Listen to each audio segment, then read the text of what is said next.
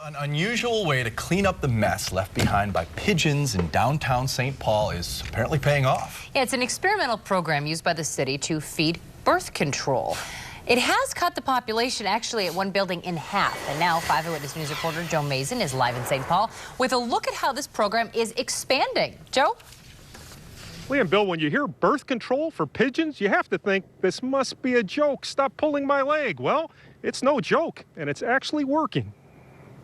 Thank you. For nearly 2 decades, Luggage in the trunk? doorman Chris Fisher has looked after guests It's 10 now. at the St. Paul Hotel. Hello? But occasionally his looks and his attention Eyes are up. are towards the heavens. We're dodging the pigeons. Like fighter pilots, pigeons invade the area, armed with small lethal bombs, which they drop anywhere and everywhere. And then they just attack the buildings, and they'll come in groups of 20 to 40. Their droppings corrode buildings, make sidewalks unsightly. And for the past few years, St. Paul has tried to clean up the problem by having pigeons go on the pill.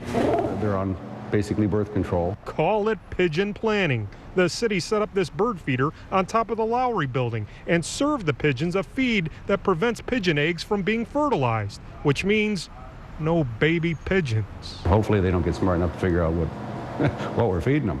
You know, they just like the food, I guess. You're a mean little bugger, aren't you? Bill Stevenson with St. Paul Animal Control says the pigeon flock at the Lowry building was cut by half. Now owners at 8 other downtown buildings plan on putting up feeders with pigeon birth control pills. Little overnight parking for you? Doorman Chris Fisher hasn't been the victim of a pigeon dropping, and he hopes the pill program keeps it that way. I've been attacked by a squirrel, but pigeons, so far, cross my fingers, it's been good.